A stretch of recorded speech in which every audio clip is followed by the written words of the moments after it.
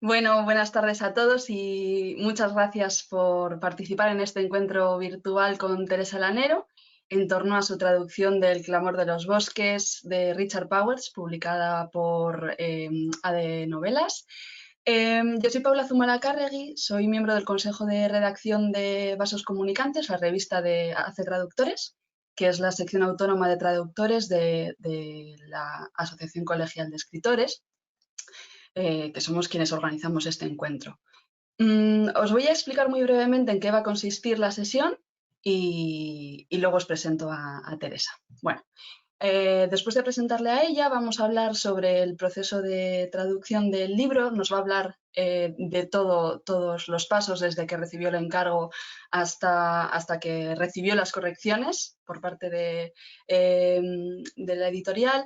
También nos va a hablar de las dificultades de traducción que se encontró y las partes que más le gustó traducir de este libro.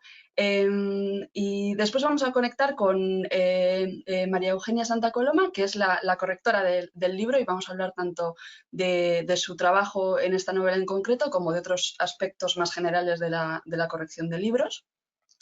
Y por último, si queda alguna preguntita que no hayamos resuelto, porque las preguntas que fuisteis mandando con antelación las hemos incluido en la charla, las responderemos al final. Entonces es muy importante que si os surge alguna pregunta, las vayáis poniendo en la sección preguntas que tenéis por ahí. Tenéis chat y preguntas, pero para nosotros va a ser mucho más fácil encontrarlas y gestionarlas si las ponéis en la sección de preguntas, ¿vale?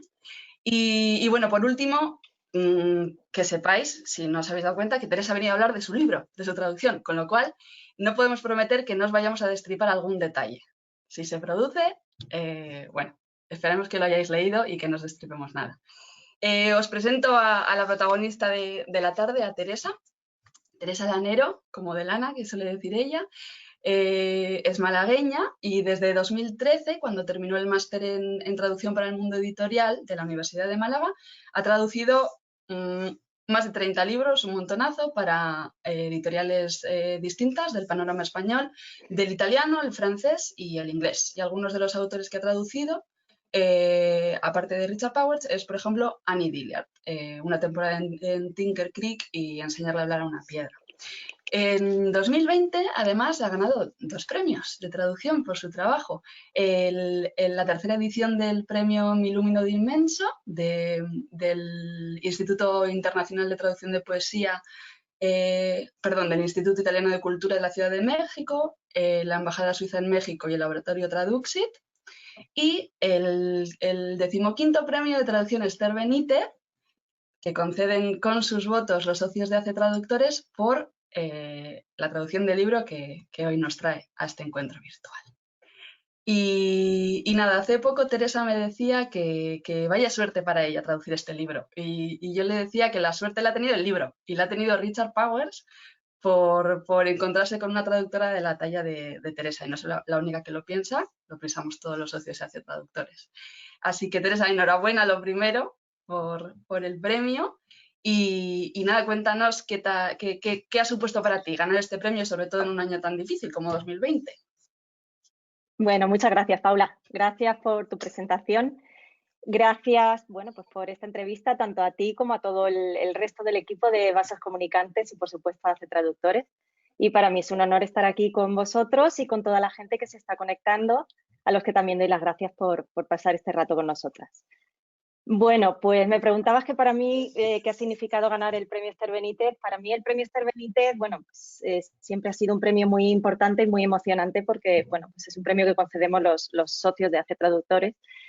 Y, bueno, simplemente estar entre las finalistas, pues ya era un sueño. Estar al lado, pues, de Pepa Linares, de Carmen Montes, de Victoria Alonso, de Claudia Toda y al lado de Paula Zumalacárregui, aquí presente. Pues simplemente eso ya era un honor tremendo y una alegría tremenda porque todas son, bueno, pues compañeras, amigas, admiradas y queridas por mí.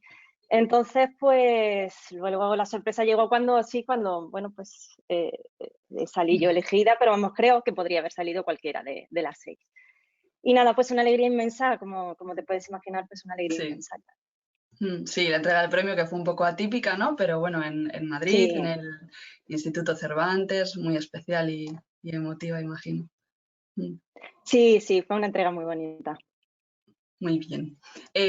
Oye, cuéntanos, porque tú te dedicas a traducir desde 2013, pero antes tenías otra vida. ¿Qué hacías y cómo has llegado a la traducción? Bueno, yo estuve 10 años, en fin, yo estudié en publicidad y relaciones públicas, que no tenía nada que ver con este mundo.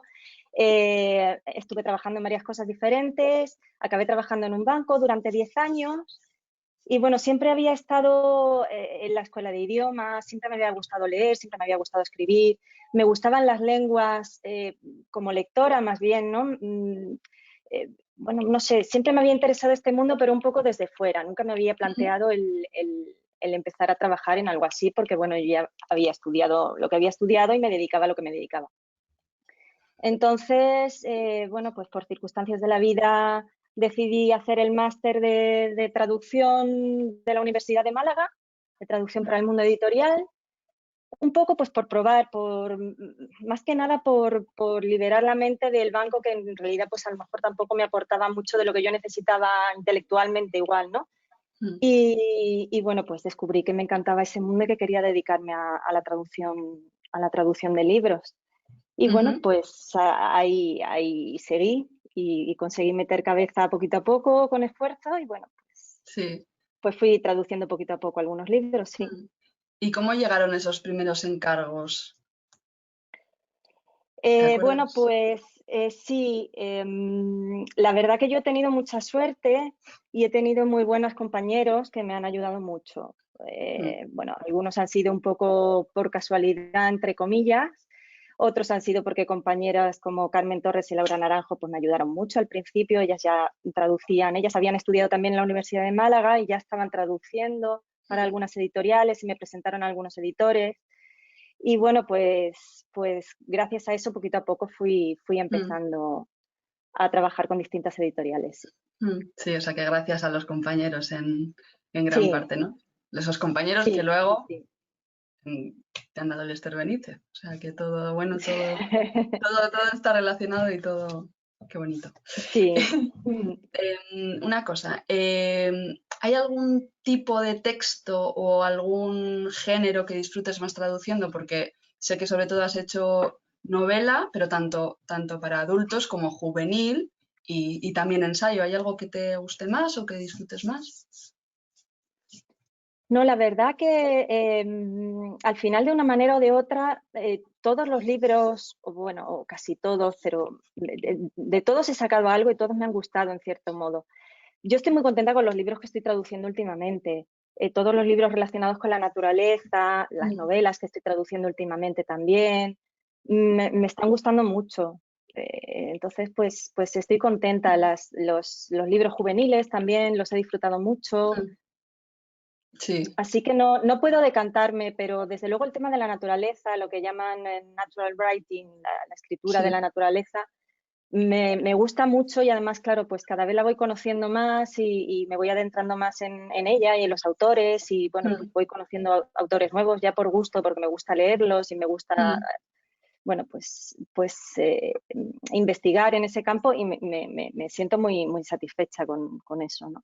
Sí, encima sin querer como que te has especializado un poco, ¿no? Porque al final has terminado haciendo muchos autores Sí, de me ha este ido tipo. llegando solo, la verdad que no era mi intención ni en ningún momento yo tuve una intención Mm, en este sentido, pero me fue llegando poco a poco, bueno, pues mm, por una editorial, luego por ADN también o sea, principalmente yo trabajo con Errata Nature y todos los libros que traduzco son de este estilo y mm. curiosamente ADN, pues el primer encargo que me hizo, que fue El clamor de los bosques, pues también va en Mm, esa línea, ¿no? mm.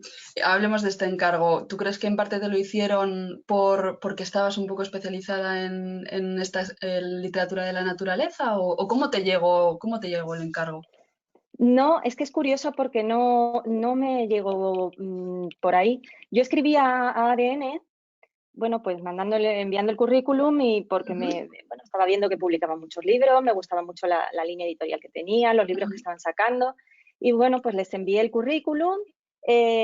Marina Mena, que es la editora, pues resultó que la conocía, que yo no sabía que ella estaba ahí y resultó que nos conocíamos y me contestó y bueno, me hicieron una prueba de traducción para un libro que, bueno, pues que estaban buscando traductor, que hacía falta que se hiciera ya porque querían sacar el libro, pues creo que era para la Feria del Libro.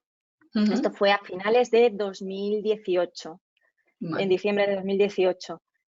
Entonces me hicieron una pequeña prueba de traducción, pero yo creo que ellos no tenían idea de que yo había traducido libros Vale. ambientados también en este campo, ¿no? Entonces, pues nada, les gustó la prueba y me encargaron el libro. O sea que la prueba era de este libro, La concretamente. prueba era de este libro, sí, ellos estaban buscando un traductor para este libro. Este libro, bueno, pues es un libro gordo, es un libro con muchas páginas y les corría bastante prisa. Sí. Entonces, pues yo creo que yo llegué justo en el momento oportuno porque estaban buscando a Claro. alguien y dijeron, bueno, pues a ver si Teresa puede hacerlo. Sí. Y como las pruebas les gustó, pues Sí. imagino que dijeron, pues venga, vamos Sí. allá. Claro. O sea, Estuvimos un tiempo pues sí. con la negociación bueno, pues de la tarifa, el plazo, tal. El plazo era muy justo. Yo como tenía muchas ganas, me gustó mucho el libro. Yo no conocía al autor, pero me apetecía mucho hacerlo. Vi que el plazo era muy justo, pero me lié la manta a la cabeza y dije, bueno, venga, pues yo creo que voy a hacerlo sobrada y que estupendamente. Luego hubo momentos de arrepentimiento de decir, Dios, ¿cómo me he metido en este Sí. jardín? Pero ya no tenía Claro. solución, así que Claro. sí, yo ahí Sí. fui un poquito osada porque el Vale. plazo era justo. Yo lo traduje en Eso 4 te iba a meses. preguntar. 4 Lo meses. O traduje sea, en 4 meses. desde que te llegó el encargo hasta que lo entregaste, 4 meses. Bueno, desde que empecé a traducir, porque yo en el momento en el que me llegó el encargo estaba terminando una traducción, otro libro. Entonces terminé esa traducción, que me quedaban como 2 semanas o así. Mientras tanto, pues fue el tema este de la prueba, del contrato. Bueno, Sí. estábamos negociando. Y yo el tiempo desde que empecé a traducir hasta que entregué el libro fueron 4 meses justos prácticamente. Lo que pasa que, bueno, en medio yo en esa época estaba en la Junta de Hace Traductores y entonces en medio fue el Polisemo de Córdoba, que había varios días pues que se supone que no iba a trabajar, me llevé el ordenador y todo al Polisemo. Lo paseaste, ¿no? Y Por Córdoba. no lo pasé, traduje, creo que ya estaba revisando por aquel entonces. Estuve revisando, sí, porque vamos, Sí. que estaba agobiada, estaba realmente agobiada. Yo creo que ha sido uno de los libros con los que peor lo he pasado en ese sentido de agobio y de pensar que no llego, porque además era consciente de que el libro era un libro muy bueno, que era un libro que necesitaba mucho cariño, mucho mimo, mucha atención, y me daba un poco de remordimiento el no ser suficiente, el no darle suficiente por no tener suficiente tiempo. Entonces le dediqué muchísimas horas y tenía mucha angustia de que no saliera bien este libro. Entonces, pues sí, me llevé el ordenador al Polisemo y revisé y en todas las fotos del Polisemo salgo con una cara horrible, salgo con una cara desencajada porque estaba... Pero bueno, sin embargo, fíjate que ha sido uno de los libros con los que peor lo he pasado durante la traducción, pero luego, pues sin duda, el que más satisfacciones me ha dado después, ¿no? Desde que lo entregué prácticamente, porque fue a los 10 días de entregarlo, creo que fue cuando le dieron el Pulitzer a Richard Powers por este libro. Sí. Y ya desde entonces, pues ha sido una alegría detrás de otra, o sea que Sí. mereció la pena al final. Sí. Y en ese proceso de negociación, por ejemplo, el plazo, intentaste estirarlo un poquito. Sí. Sí. ¿Y conseguiste o No, porque, bueno, va a el ser? encargo venía así, el encargo era, a ver, si puedes bien y si no puedes, es que necesitamos sacarlo a la Claro. feria del libro. Sí, sí. Entonces, pues sí, No yo hubo siempre nada que intento rascar. negociar, yo siempre intento negociar la tarifa, yo siempre intento negociar el plazo, Hay veces que se puede y hay veces que no, pero yo creo que intentarlo siempre, siempre hay que intentarlo. Y con la tarifa igual. Bueno, las tarifas, eso da para una charla entera el tema de las tarifas, pero es verdad que las tarifas que consideramos buenas, entre comillas, o normales, normales en el sentido de habituales, Ujú. no son buenas tarifas. Es que las tarifas en general son siempre bajas. Aunque Mm, sean consideradas de las buenas, son sí. siempre bajas. Mm, Entonces, bueno, pues creo que es importante que intentemos negociar siempre, intentemos hacerles ver a los editores que si queremos tener un sueldo mileurista, pagar nuestros 300 euros de autónomo y tener unas par o 3 o 4 semanas de vacaciones al año y mm, trabajando 40 horas semanales con las tarifas que nos ofrecen es bastante, bastante difícil, mm. por no decir imposible. Entonces, Claro, bueno, es pero nuestra bueno, lucha, ¿no? La que sí, tenemos ahí. eso es. Pero tú lo intentaste, imagino que deducirías Sí, lo especializado que era el libro y... bueno, yo no Mm, era muy consciente tampoco de lo no, especializado que era el libro. Yo empecé no, a leerme no el sabías dónde libro. te metías. No. Yo empecé a leerme el libro, me leí pues, no sé si fue el primer capítulo y lo vi, bueno, pues muy bonito, muy asequible y muy bien, muy largo, con muchos árboles, pero Sí, bueno, tampoco me pareció a mí que fuera lo que luego me fui encontrando. claro. Es verdad que empieza suave, ¿eh? Empieza suave para Sí, empieza luego suave, leer. Es engañoso. empieza suavito. Engañoso. Es Para la engañoso, es traducción es engañoso, es engañoso. engañoso. Sí. Total.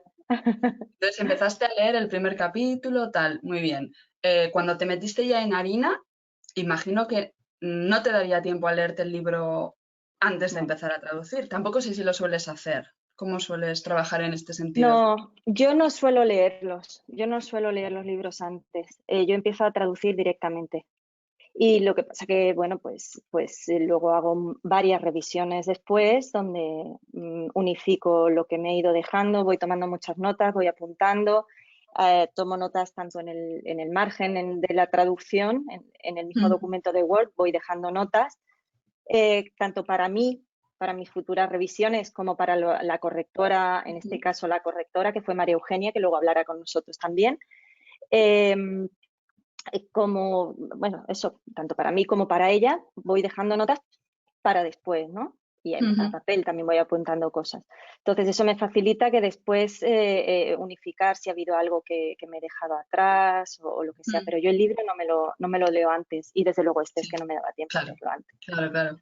Sí, aquí siempre están las dos escuelas, ¿no? No sé si hay algún traductor que diga depende, yo siempre o escucho o sí o no me lo leo antes o me lo leo antes, ¿no? Pero bueno, yo hago como tú también, o sea, la traducción es una lectura, es una forma de lectura muy atenta, o sea que ya lo estamos haciendo.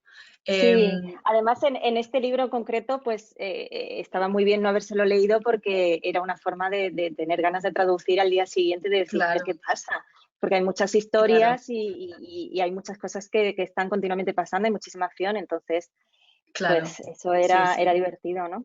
Claro, y a nivel de productividad, ¿no? Imagino que quieres avanzar en la lectura y por lo tanto tienes que avanzar en la traducción para avanzar en la lectura. O sea que, Claro. mm, vale, y este libro tan largo, no sé si era tu primer libro tan largo, pero ¿cómo te planificas, cómo te organizas para asegurarte de que vas a cumplir con el plazo? ¿Cómo calculas? Bueno, yo con este lo he hecho, es el libro más largo que he traducido hasta ahora, pero lo he hecho pues como lo hago siempre. Divido el número de páginas entre el número de días en los que voy a traducir, quitando los días de revisión de después, me dejo 2, 3 semanas para las revisiones y entonces pues Dos, en tres. ese número de páginas, por ese número de días, pues ya sé que eso es lo que tengo que hacer. Mm, Aquí es que en este libro yo me organicé muy bien, pero lo que pasó a continuación fue que no llegaba ningún día al número de páginas, sobre todo al principio, hasta que le cogí un poco el tranquillo, no llegaba al número de páginas diarias. Entonces, pues es que había días que hacía 4 páginas y no sé si tenía que Cuatro hacer páginas. 8 o 10. Claro, entonces ya luego después Sí, empecé ya a ir más rápido y ya mm, empecé a cogerle el tranquillo, pero al sí, principio sí, me costó un sí. poquito. ¿Te acuerdas de cuál era más o menos la media que tenías que hacer por día? 10, Bueno, la 12, media fue cambiando a medida que se me iban pero fue acumulando, subiendo. la media iba subiendo poquito a poco y mi agobio también iba aumentando. Sí, en tu Yo lo caso voy, ideal. claro, no recuerdo cuántas páginas eran, no recuerdo, pero yo me lo voy apuntando, tengo bueno, una libretita siempre al lado y entonces todos los días pues apunto, he hecho de tal página a tal página. Normalmente apunto el número de palabras también que he hecho ese día para más o menos ver cómo voy. Hmm. Y apunto las páginas que me han faltado para llegar o que me han sobrado, porque a lo mejor hay algún día que hago más páginas de la cuenta. ¿Qué Y haces? en este caso, bueno, pues supongo que no, ningún día hacía más de la cuenta. Y entonces así voy llevando yo un control y voy, bueno, pues viendo un poco cómo voy cada día, ¿no? Entonces tengo, si queréis os puedo enseñar la libretilla. Me da un poco de vergüenza porque es una guarrería tremenda, porque son mis notas, pero bueno, igual es curioso, Claro, igual a alguien le sí, apetece verlo. seguro que sí. Momento Em, exhibicionista. sí, momento exhibicionista total con mi super letra horrible.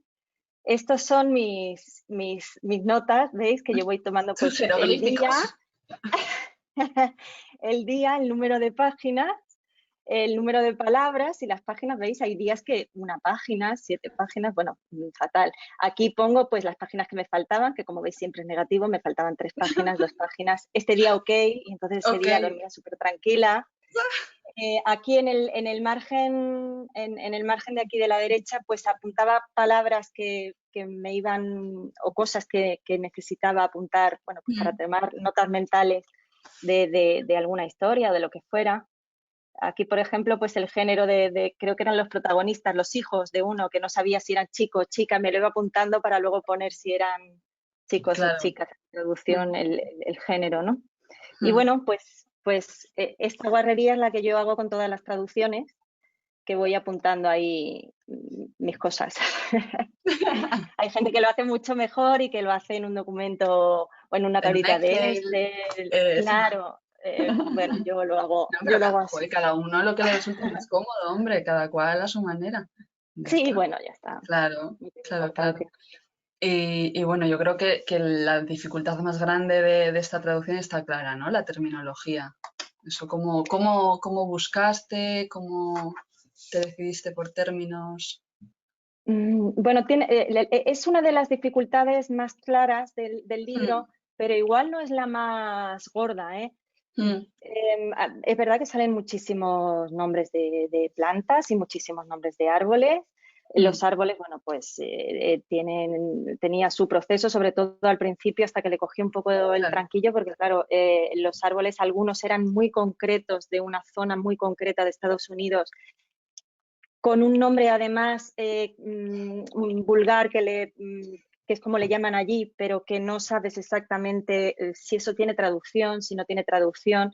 Entonces, claro. bueno, buscaba, era fácil encontrar el nombre científico y a partir Mm, del nombre científico, pues buscar si tenía o no tenía traducción. Al final creo recordar que encontré traducción de prácticamente todos, menos de uno que creo que tuve que dejar el nombre científico el porque no nombre había científico. forma de que hubiera, de encontrar, creo recordar, la verdad es que no me Mm, acuerdo porque claro, hace 2 años yo que traduje este libro, entonces hay mm, cosas que ya las tengo un poco dispersas, pero eh, no conté intenté buscar algún libro, algo donde vinieran todos estos árboles, que sí, fuera una búsqueda cómoda, algún glosario, algo.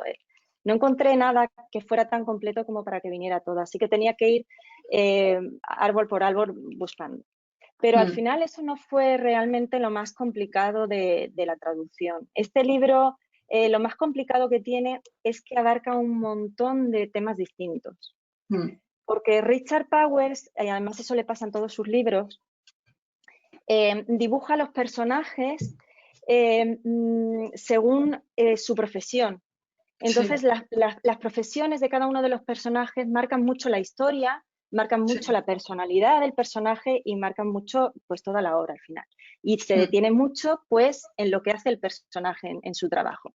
Si el claro. personaje es científico, pues habla de la teoría científica o de lo que esté haciendo ese personaje en ese momento, pero de una forma muy profunda y muy especializada.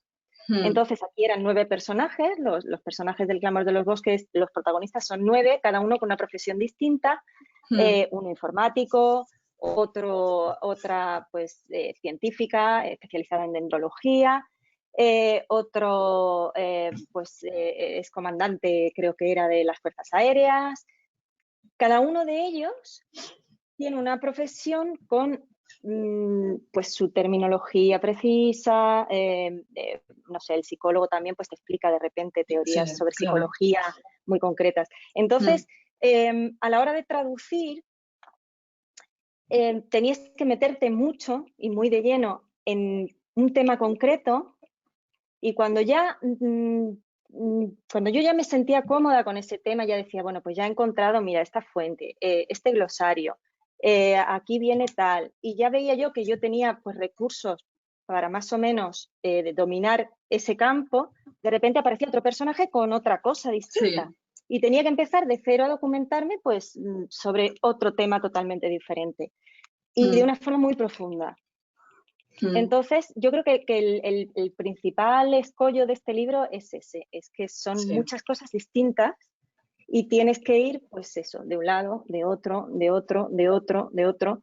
Los árboles claro. quizás sean lo que Sí, lo más ocupa llamativo, la obra claro. entera, lo que es claro, desde el principio hasta el final, pues hay árboles, pero a lo largo del libro pues hay muchísimas cosas. Luego, además, Richard Powers no da puntadas sin hilo. O sea, todo lo que, de lo que escribe, todo lo que dice, todo está basado en un hecho histórico, todo está basado en algo que ha pasado en realidad. Entonces, hay que buscarlo absolutamente todo. Hay que buscarlo absolutamente todo porque todo lo está diciendo por algo. A lo mejor cuando lo lees no te das cuenta, pero cuando estás traduciendo, como te pones a buscar una cosa y otra, dices, pero fíjate, pero si esto existe. Está hablando de algo que parece que es inventado, parece Sí. que viene al caso y no, está basado en un hecho real, en algo que sucedió hace tiempo. Va narrando la historia de Estados Unidos al final, a lo largo de todo el libro, a través de los árboles. Entonces, todo eso necesita que la persona que lo está traduciendo lo sepa para utilizar pues terminología adecuada, nombres adecuados y que sepa un poco por dónde está yendo la cosa. Para mí eso fue Claro. lo más complicado del libro. Claro. Una lectora nos planteaba una pregunta bastante curiosa en lo que yo no me había parado a pensar. ¿Se te ocurrió quizá traducir seguidas las partes que tenían que ver con un mismo personaje en vez de el libro siguiendo el orden lógico del libro para no salir de la historia de cada uno y de la terminología de cada uno? Pues quizá podría haber sido interesante, ¿no? Bueno, es que yo no había leído el libro, no sabía qué Claro. partes eran las de cada Sí, pero personaje. cuando viste que, uy, esto se empieza a repetir, madre mía, este vuelve a salir, el informático, que este te Sí, gustaba. pero la historia además cronológicamente sí tiene una línea, aunque sean historias separadas, pero sí hay una línea. Sí, la No, tienes, sí, sí. no creo que hubiera podido, incluso aunque me hubiera leído el libro antes, no creo que hubiera sido cómodo para mí Claro, ir sí, separando sí. la historia por partes. Yo lo hice todo seguido y no creo que hubiera sido fácil Mm, hacerlo de otra forma. sí, Pero bueno, es igual habría curioso, la verdad que no tenido. lo había pensado. No, a mí tampoco, no se me había ocurrido la posibilidad. Sí. Esto de los múltiples personajes, el hecho de que sea una novela coral, también tiene sus dificultades en cuanto a las voces, ¿no? ¿Cómo te Ujú. las ingenias para conservar el idiolecto de cada personaje, que las voces se distingan entre sí? ¿Es algo que te preocupaba o cómo lo abordaste? Bueno, como cada uno de los personajes se presenta en un capítulo inicial y se desarrolla de una forma bastante extensa, pues creo que sí tuve la posibilidad de conocer a cada uno de ellos y de darle pues ese toque y esas características que yo pensaba que tenía el personaje y luego Ujú, ya a lo largo de toda la novela las va manteniendo, ¿no? mm, Entonces, eso no creo que fuera difícil, porque el propio libro, la estructura que tiene el libro, hace que tú desde el principio veas, bueno, pues quién es de una determinada forma, quién es más brusco hablando, quién es más suave, quién es... y que cada uno hable de una determinada forma. Eso yo creo que el propio libro hace que salga de forma natural Sí. a la hora de traducir. Porque además tú enseguida te imaginas cómo son los personajes. O sea, mientras vas traduciendo tienes hasta una imagen física de cómo pueden ser. Eso no me costó especial trabajo. Lo que sí me costó especial trabajo fue precisamente la voz de los árboles, esa especie de coro que de vez en cuando habla a lo largo de la novela, y que yo no tenía muy claro qué pasaba con esas voces de los árboles, ni qué importancia tenían, ni cuál era su sentido en el libro, y no lo descubrí hasta el final prácticamente. Hasta que Mínima está sentada debajo de un árbol en un parque y vuelven a hablar los árboles y vuelve bueno, pues a sentir la comunicación de los árboles y cómo le llegan a ella a través de los árboles todos esos pensamientos. Eso me costó entenderlo hasta el final del libro. Entonces, me pasé todo el libro pensando, ¿qué va a pasar con esto?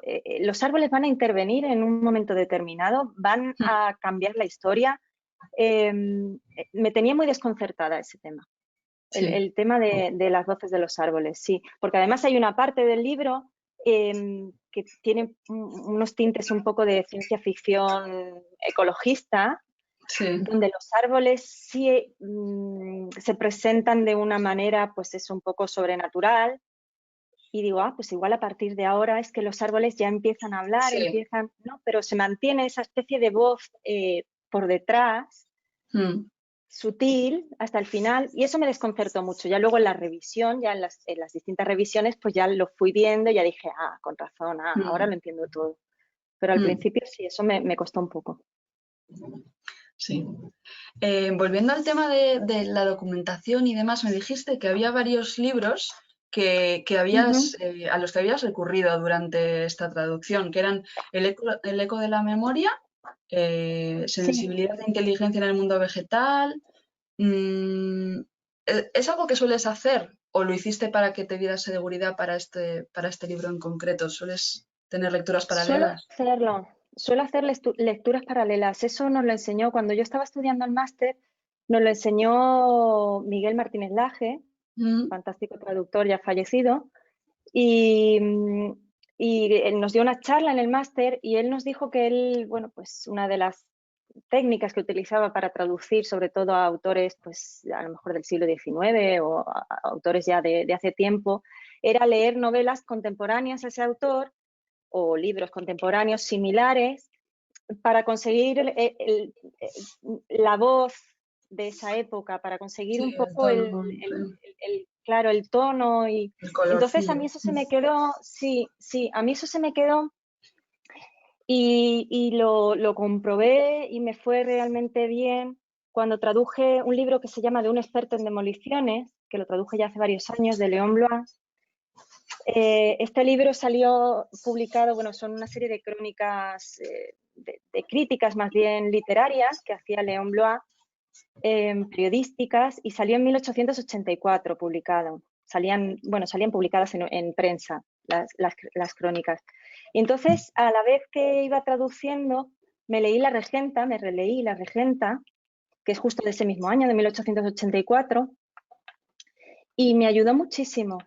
Entonces, desde ese momento, sí, me ayudó mucho no sé, me dio seguridad, me dio, pues, no sé, se te empieza a salir palabras y te empiezan a salir estructuras un poco más relacionadas con eso, ¿no? Entonces, pues, desde entonces intento hacerlo. Muchas veces, pues, no es por eso, por ejemplo, en El clamor de los bosques, pues, no era más por algo lingüístico, era pues por conocimiento, o sea, lo de sensibilidad e inteligencia en el mundo vegetal, que la traducción es de David Paradela, por cierto, pues bueno, habla mucho de árboles y habla mucho de la comunicación de los árboles y tal, y entonces me interesaba el tema, un poco por documentación más que nada. Y luego El eco de la memoria, de Richard Powers también, que es la única novela que encontré anterior, porque Richard Powers estuvo traduciendo Mondadori, lo estuvo traduciendo durante muchos años y de pronto pues dejó de traducirse. hasta que ADN lo recuperó con El clamor de los bosques, ¿no? Entonces, me leí el eco de la memoria, traducción de Jordi Fibla, por cierto, también una maravilla de traducción, y me ayudó pues a comprender un poco al autor. Me ayudó a comprender, bueno, me di cuenta que pues eso, que los personajes los estructura siempre de una manera muy parecida, son personajes cuya vida gira en torno siempre a su profesión, a sus conocimientos, a todo este tipo de cosas. Entonces, pues me ayudó a comprender también un poco a los personajes del Clamor de los Bosques. Sí. ¿Cuál es tu método de traducción? Quiero decir, ¿haces un primer borrador así un poco sucio, a buena pluma casi, que luego revisas desde el principio las veces que haga falta? ¿O vas haciendo como por secciones y revisándolas? Traducir, revisar y seguir para adelante. ¿Cómo te organizas tú? No, yo intento hacer una primera versión ya lo más pulida posible. Pero hay cosas en las que me atasco, que si veo que me están robando muchísimo tiempo y con las que no avanzo, las voy dejando, las dejo señaladas en algún color y sigo adelante. Y entonces, cuando reviso ya el libro entero desde el principio, esas cosas que he señalado normalmente en amarillo, pues vuelvo a darles una vuelta y normalmente me suelen venir mucho más rápido. Es decir, hay momentos en los que me atasco, yo ya he aprendido que esos atascos hay que olvidarlos y seguir adelante. Y luego cuando vuelvo, muchas veces, pues qué fácil era al esto. momento digo, pero si estaba clarísimo. A lo mejor me pongo a buscar y a los 2 minutos digo, pues sí es esto, pero como no lo vi en su momento.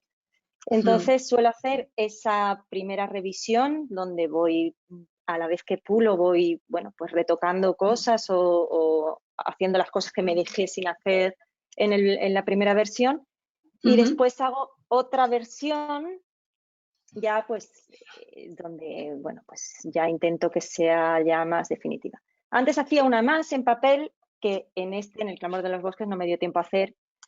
Normalmente imprimo el libro entero y en papel voy viendo, porque bueno, en papel a mí me resulta mucho más fácil tanto visualmente como un poco ya de comodidad ergonómica, o sea, el tumbarme en el sofá y tener el papel y ir señalando ahí pues las erratas y todo eso. Y la última revisión la suelo hacer en papel. Sí, cambiar de formato también como que ayuda, ¿no? De repente a apartarte un poco más del texto y ver ciertas cosas. ¿Revisas en voz alta en algún momento? Sí. Sí. Sí, no todo el libro, pero fragmentos, sobre todo los fragmentos que yo noto que son más poéticos, que se le intenta dar un toque más poético. En el Clamor de los Bosques hay muchos fragmentos así, sobre todo cuando hablan los árboles y todo eso. Esos fragmentos donde noto que el sonido es mucho más importante que lo que está pasando, esos normalmente sí los intento leer en voz alta, porque además es que te chirría en cuanto hay algo que no... alguna repetición de palabra, alguna cosa, alguna cacofonía, algo así, enseguida lo notas. Y es una buena forma de darse cuenta. Y leyéndolo no te das cuenta. Claro. Sí, en voz alta se escuchan se oyen muchas cosas, sí. Después de tú entregas tu versión a la editorial lo más pulida posible, después de tus 3 o 4 versiones.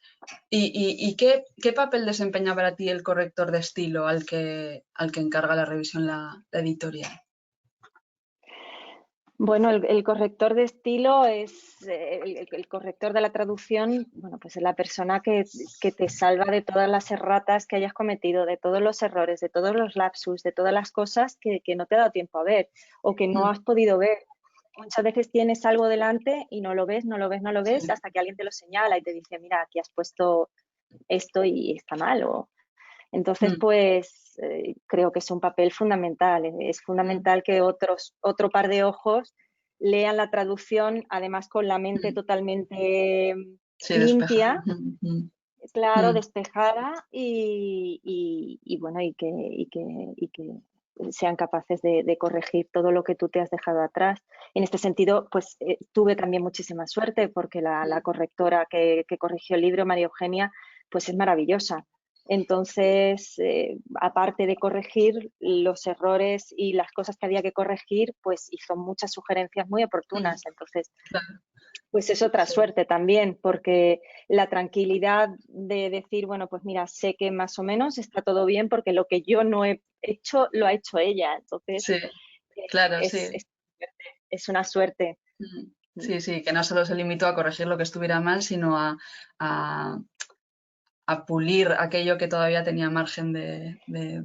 Como Claro, de ella, mejora. bueno, pues muchas sugerencias, muchas cosas que además la decía y decía, ah, claro, pues es verdad, pues tienes razón. Claro, sí, sí, sí. Sí, entonces, pues, Mm, y además, bueno, pues de una manera respetuosa, te quiero decir, ella las cosas que había que corregir las corrigió, luego nos lo contará, pero sí, las cosas que estaban bien, pero que se podían mejorar, lo que hacía era una sugerencia, pero no mm, tocó nada que no fuera incorrecto o que no hubiera que tocar. claro, sí, Entonces, pues eso es una sí. suerte, claro. Mm. Mm. ¿Y estuviste en contacto con ella durante el proceso de revisión? ¿Pudisteis solucionar dudas juntas? Como, no sé si es algo que suelas pedir a las editoriales o que te suelan conceder, siquiera. Bueno, ADN pone en contacto a los correctores con los traductores. Ujú, Por lo menos en mi experiencia y la de otros compañeros con los que he hablado, nos suele poner en contacto.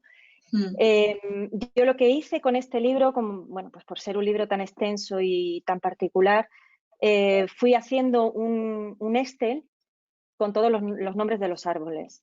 sí, Las traducciones de los árboles sí, porque mm, muchos se repetían a lo largo del libro mm, y bueno, pensé mm, que hacer un Excel ahí era fundamental sí, mm, y ese Excel lo hice con la idea de que me sirviera a mí, por supuesto, y de que le sirviera a María Eugenia. Bueno, yo no sabía que iba a ser claro, María Eugenia la correctora, pero que le sirviera al corrector después. ujú, claro, Entonces yo preparé el Excel a medida que iba traduciendo y luego también puse algunas notas al margen en el documento de Word, bueno, pues con algunas decisiones que había tomado a lo largo de la traducción, con alguna cosa que había que especificar por qué lo había puesto así y no de otra manera. Bueno, pues notas que consideraba que eran importantes mm, para la hora de la corrección, para que el corrector no se volviera sí, loco después. mm, Entonces, así lo hice. Así lo hice. Si ujú. queréis os puedo enseñar que eso Eso te iba a lo decir, tengo aquí enséñanos. también. Bueno, el glosario es muy sencillito, o sea, son 80 términos, 80 árboles, a ver, hasta aquí. Pocos me parecen, ¿eh? Para todas Bueno, las había páginas. más, sí, había más, lo que pasa que los nombres básicos que encuentras en cualquier diccionario no los puse.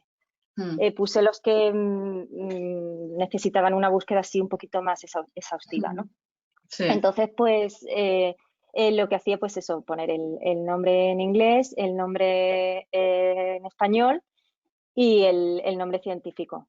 Y así, bueno, según me dijo María Eugenia, pues le ayudó bastante el glosario este.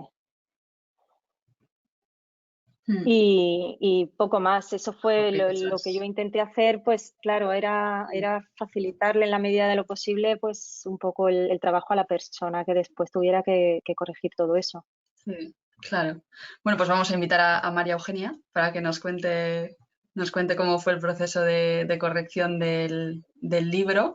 Em, la voy a presentar, pero mejor cuando le podáis poner cara. Así que María Eugenia, cuando quieras, puedes conectarte. Ahí está. Hola. A ver. Hola. A ver, falta No se te activar el oye. sonido. Ahora, ahora. Ahora, es que me tenían silenciada. Ahora. Muy bien, ya estás. Hola, María Eugenia. Bueno, voy a Ah, presentarte brevemente. muy bien. ¿Vale? María Eugenia es licenciada en Traducción e Interpretación, correctora y traductora jurada de inglés con más de 10 años de experiencia. Pero no solo eso, puede trabajar con un montón de tipos de texto distintos porque, atención, es licenciada en Biología, doctora en Antropología Social y Cultural y tiene un máster en Museología y Gestión del Patrimonio Cultural. Y yo no sé qué estaba haciendo toda mi vida. Eh, Alucinante tu formación. Bueno, y además de correctora, como he dicho, es traductora, ha traducido más de una decena de libros del inglés y del francés y ha corregido más de 70 libros de autores de habla hispana y también traducciones del inglés, italiano y francés, que eso me interesa que comentemos después. Os lo voy a presentar también con algunas de sus correcciones, Por ejemplo, ha corregido Confusión de Bea Paris, en traducción de Pilar de la Peña Minguel, también de ADN, varios de ADN. El largo río de las almas de Liz Moore, en traducción de Javier Calvo, también para ADN. Milkman de Anna Burns, en traducción de Maya Figueroa, también para ADN. Y Nacimiento y muerte del ama de casa de Paula Masino, en traducción de Pepa Linares, esta vez para Alianza Editorial.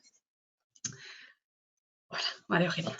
¿Cómo te llegó este encargo? ¿Cómo entraste en contacto con el clamor de los bosques?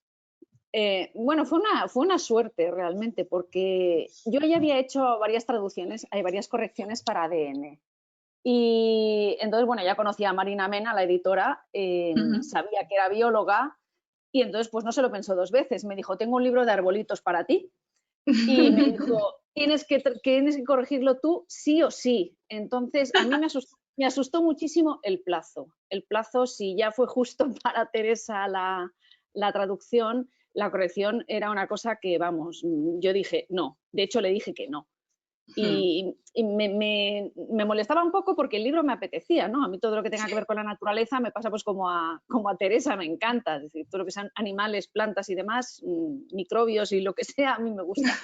Y entonces, y me dijo, mira, tienes que hacerlo tú sí o sí. Y claro, la verdad es que a mí Marina me convence casi siempre. Le dije que sí, fui, bueno, pues trabajando fines de semana, fiestas de guardar y todo lo demás, pero tuve la gran suerte, yo no conocía a Teresa, no había corregido nunca a Teresa, entonces para mí Teresa era un nombre, uno más, ¿no? Entonces, claro, cuando ya conoces, cuando ya has corregido al mismo traductor varias veces, ya sabes de qué pecojea y ya sabes qué te puedes esperar. Cuando te llega un libro de más de 1 millón de matrices, con casi 200.000 palabras y 600 páginas, con tan poco tiempo dije, Dios mío, como la traducción no esté cuidada, nos quedamos con todo el equipo. Claro, empecé a corregir y dije, caray, ya cuando me dio el glosario dije, esto promete, porque pensar que un traductor piensa en el corrector, al final, al único al que beneficia es al libro. Al libro, claro. Porque a mí me quita trabajo y tú piensas que además que yo cualquier corrección que pueda hacer, que después la editorial se lo pase a ella, si el traductor a mí no me explica algunas cosas, yo a lo mejor las corrijo, pensando que es un error, cuando muchas veces el traductor toma decisiones porque hay un motivo detrás, no las toma el tun, tun, tun. Claro. Entonces, a mí me ayudó mucho eso, y que ella me pusiera ya notas, aparte del glosario, me facilita el trabajo porque cuando yo le mande mi corrección a la editorial, que yo siempre adjunto un informe junto a la corrección, a su vez le facilita el trabajo a Teresa, porque si Teresa hubiera tenido que volver a cambiar cosas que había hecho por una razón que yo desconocía, pues es trabajo para todos. Con lo cual, si el traductor piensa en el corrector piensa en la editorial y también en el traductor, al final nos ahorramos trabajo todos. Pues sí. Es una forma de pensarlo también, si quieres, un poco egoísta, ¿no? Pero no, bueno, estamos trabajando, es trabajo, y el tiempo que podamos ahorrar es dinero. Entonces, a mí el glosario me ayudó muchísimo. A ver, yo había estudiado botánica, lógicamente, en la carrera de biología, pero el problema con las especies extranjeras que no se dan, ya no te digo en España, sino en Europa, es muy complejo, porque sobre todo los árboles, mucho más que los animales, tienen 850.000 nombres distintos para nombrar a la misma especie. Entonces, ella, al haber hecho el glosario, ella ya tomó la decisión de qué nombre común asignar a ese nombre científico. Entonces, a mí me ahorró mucho trabajo porque no tuve que molestarme en buscar qué otros nombres comunes correspondían a ese nombre científico. Me quedé con el que ella eligió, porque evidentemente yo siempre digo que el traductor le dedica muchas más horas a un libro y está mucho más metido en el libro de lo que pueda estar jamás un corrector, por la sencilla razón de que ya hasta 4 meses, yo estuve 10 días. Eso entonces, te iba a preguntar, concretamente, ¿cuánto tiempo? 10 días. Me dieron 10 días y les saqué 11. Yo también regateé, pero saqué solo uno. 10 Fue días una locura que también te digo que dudo que la vuelva a repetir. Fue una locura porque, aparte ADN, hay otras editoriales que no te lo piden. Primero, no es lo mismo una corrección de estilo que una ortotipográfica. La de estilo es siempre más compleja. Y segundo, en ADN quieren el cotejo. Tú imagínate que fue corregir y cotejar con el inglés, que yo trabajo con las dos pantallas, en una el inglés y en la otra la versión traducida. Entonces, fue bastante de locos, no te voy a engañar. Lo que pasa es que, claro, corregir a Teresa, pues pasas páginas y páginas en las que no haces nada más que leer. Entonces, sí, es un placer. Entonces, en este caso hiciste el cotejo, pero lo hiciste todo en una única fase, en una única corrección, cotejar, ir haciendo corrección de estilo, o lo haces en 2 veces, digamos. No, vamos a ver, el problema de este libro era sobre todo la complejidad. Como dice Teresa, lo más difícil no era la terminología, aunque había muchísima, pero no era solo la terminología, lo más difícil eran las distintas voces. Entonces, como estaba muy bien separado por capítulos, en este caso yo hacía el cotejo por capítulo, es decir, me aparecía un personaje, hacía la corrección de estilo, tomaba mis notas, que yo también voy aquí siempre con mis notas, y en el informe, siempre abro el informe de corrección, lo hago desde el principio y voy añadiendo cosas y al final lo pulo. Y aparte tengo también mi libretita, como de los horrores, como dice Teresa, tengo mi libretita donde me voy anotando cosas que pueden ser incoherencias o que al final tengo que unificar. Eso es un poco como funciona. Entonces, al ser personajes tan distintos, cada vez que acababa un capítulo, automáticamente hacía el cotejo con el original. Vale, en este caso me resultó más fácil, depende mucho del libro. Hay libros que cada 10 páginas hago el cotejo, hay otras que más vale que lo haga página por página, porque depende mucho. En este caso lo hice por capítulos, porque cada capítulo cambiaba el personaje, sí. Vale. Creo que hay algún material que nos querías enseñar, ¿no? Sí. La corrección. Sí, a ver si puedo aquí compartir pantalla. A ver cómo se comparte aquí la pantalla. Espérate, que antes lo he probado y ahora no lo encuentro. Te tiene que dar permiso. Vale, pues a ver si me lo da. Creo que ya está. Eso es, aquí, mostrar mi pantalla. Vale, vale, pues os voy a mostrar la... Mira, lo primero es un poco, voy a poner aquí cómo, es decir, esta es la versión de ordenador de lo que tiene Teresa por escrito. Es decir, esto no corresponde al Clamor porque ya lo he buscado pero ya no lo tenía, pero bueno, estos son 2 proyectos que tengo ahora mismo, pero da igual. Al final lo que hago es lo mismo, me divido el número de páginas que me interesa, el número de páginas que tengo que hacer por día, si voy bien, si voy mal, y veréis también que aquí voy bastante de pena. Es decir, hay muchos más números negativos que positivos, pero ha sido una semana complicada. Esto por un lado. Después, lo que quiero esa es la forma ya de organizarme. Entonces, en este caso, tuve que hacer más de 50 páginas diarias.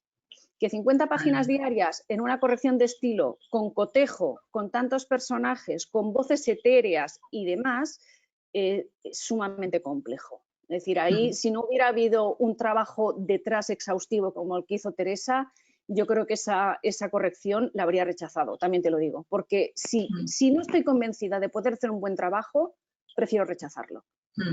Porque al final haces haces un parche por aquí, un parche por allá, claro. Para mí no tiene sentido.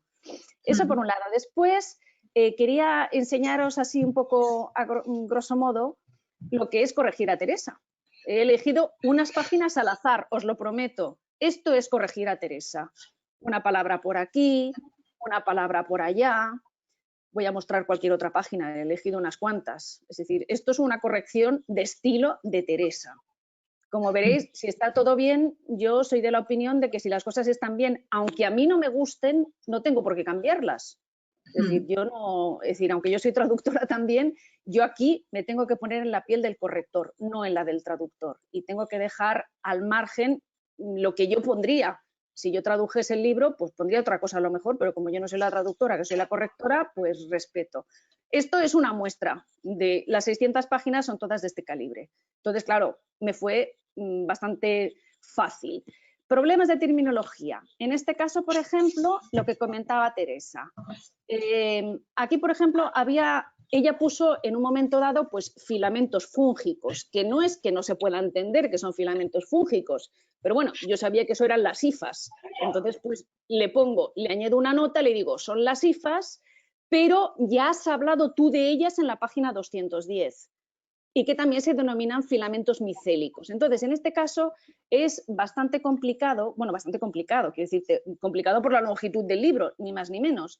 Es decir, si tú ves filamentos fúngicos, tienes que acordarte también que antes ha salido otra palabra, que es como se llaman. Entonces, para mantener la coherencia, si siempre has hablado de hifas, cuando me aparece filamentos fúngicos, se lo cambio a hifas o le sugiero cambiarlo a hifas porque ella misma ya ha nombrado 200 páginas antes las hifas. Otra de las cosas que ha comentado Teresa, que es sumamente complejo en este libro, son que efectivamente Richard Powers lo que hace es gira a través del, en torno al personaje. Él estructura las historias y son sumamente complejas. Entonces, había muchas cosas aeronáuticas en este libro. ¿Te acuerdas, Sí. Teresa? Había muchísimas cosas aeronáuticas en este libro. Entonces, bueno, ella ha sido banquera antes que traductora, yo he sido controladora aéreo. Yo he sido controladora aéreo antes de esto, entonces el mundo de los aviones lo conozco bastante bien. Y, por ejemplo, me acuerdo que aquí ponía, por ejemplo, pues se ata al asiento y ya están arriba. Pura rutina. Evidentemente, si cualquiera lee el asiento, se va a entender perfectamente, pero es que yo sé que ese asiento, que en inglés era el jump seat, es el transportín y en el mundo aeronáutico se llama transportín. Teniendo en cuenta que el personaje era precisamente un piloto, pues le sugiero poner transportín porque es el término que se utiliza en aeronáutica. Claro. Entonces, eso pasa con muchos otros personajes, ¿no? Es decir, pues con el informático y demás. Y otra, ya la última muestra que os voy a enseñar para tampoco cargar esto. Esto es, por ejemplo, pues una forma, como, bueno, ahí pasaba lo mismo. Pues, no, las ramas cortan su mono de vuelo, que puso el traje. Bueno, pues se llama el mono en los pilotos militares, además, ¿no? Entonces, por ejemplo, vuelve a pasar lo mismo. Vuelve a hablar de raíces aéreas, pero ya había utilizado anteriormente las raíces fúlcreas, por ejemplo. Entonces, estas cosas son las que tienes que tener quizá más en cuenta en un libro de este calibre, que puede llegar a ser casi un manual de terminología, como bien sabe Teresa, puede llegar casi a ser un manual de terminología, pero de terminología botánica, de terminología aérea, de terminología informática, de muchos tipos. Entonces, tratar de ser coherente con cada una de las voces, pues no es fácil, pero ella me lo puso muy fácil. Entonces, pues bueno, un placer, un placer. Vaya tándem, vaya tándem. Sí, hemos repetido en otro libro, ¿eh? Sí, ¿Sí? sí. Sí, Hace poquito además. No ha salido todavía, va a salir, pues creo que dentro de poco sale. Sí, para ADN también, creo que se llama Una historia verdadera. Una novela muy divertida. Una novela muy divertida. ¿Cómo es esto de que os vayáis conociendo, traductora y correctora? Decías antes, María Eugenia, en Petit Comité, que te gusta corregir varias veces al mismo traductor, ¿no? Sí, me gusta. Tengo la gran suerte que he corregido a varios traductores muchas veces o bastantes veces. Yo cada vez que, sí, que es lo que me he olvidado, pero bueno, lo aprovecho y lo pongo ahora. Yo siempre hago un informe de corrección al final.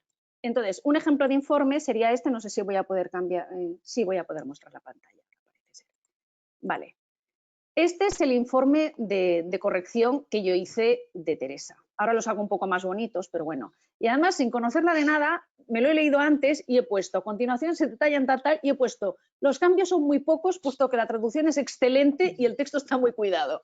O sea, esto ya era un poco la que se avecinaba. Entonces, aquí divido un poco, por ejemplo, todo lo que es la parte ortotipográfica. Cuando hay alguna cosa, pongo el enlace a la norma para que el traductor también sepa por qué cambió las cosas, que no las cambio porque sí, porque no me gusten. Y voy poniendo pues también algún ejemplo para que vea por qué esto es así o es de otra manera. ¿Qué cosas he unificado? Por ejemplo, pues si aparece 3D sin guión y 3D con guión, o si aparece castaño de las Indias, castaño de Indias, siempre para unificar en el texto, ¿no? Cuando se usan uso de mayúsculas y minúsculas, porque muchas veces, como en el caso de Tierra y Sol, por ejemplo, la editorial tiene unas determinadas normas, entonces hay que cumplirlas. No es lo que a ti te guste o no te guste, hay que cumplirlas y pues simplemente lo adapto a las normas de la editorial, las comillas y las cursivas y demás. Comentarios, por ejemplo, fue muy complejo porque había muchas voces. Entonces aquí, por ejemplo, al final hice, por ejemplo, cómo utilizar en algunos momentos. Me serví de los recursos que me ofrecía la ortotipografía, las comillas latinas, la cursiva. Por ejemplo, en este caso, que lo comenté, yo se lo comenté con la editorial, dije, no sé cómo hacerlo. Utilizaba muchas veces uno de los personajes unas expresiones que se repetían, que aparecían siempre, en principio Teresa los puso en redonda, como el mírame, mírame, y el segundo lo ponía en cursiva. Esta editorial, la cursiva, la utiliza para otra cosa. Entonces, al final, sugerí poner ese segundo mírame como haciendo más énfasis entre signos de admiración. Entonces, esto se lo pongo yo en comentarios. Esto lo añado al final del informe en comentarios. Que comentarios no es aquí yo siento cátedra y yo decido, es un comentario. Lo he hecho así y tú decides si no quieres hacerlo así, pero yo te explico por qué lo he hecho así.